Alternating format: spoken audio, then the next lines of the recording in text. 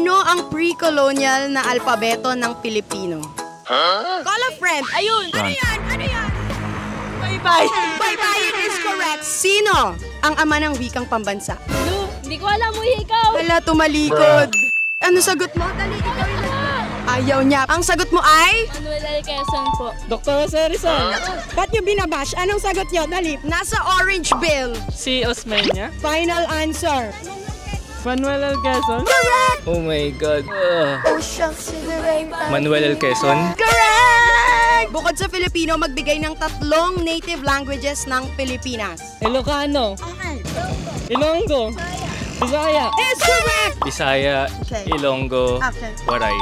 Ilang letra ang meron sa alpabetong Filipino? Wait lang ate. Sige, mag-compute ka. Abakada.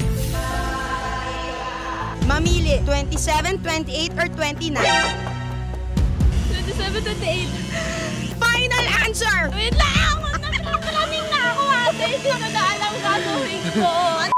28 is correct! Nanalo siya ng 100 pesos set. Congratulations! 100 pesos! 100 pesos! Paalam mga pandiwa. Paalam mga pandiwa. Magkita-kita tayo ulit kapag nasa mood ako na magbigay ng papremyo. Bye! Hey, hey!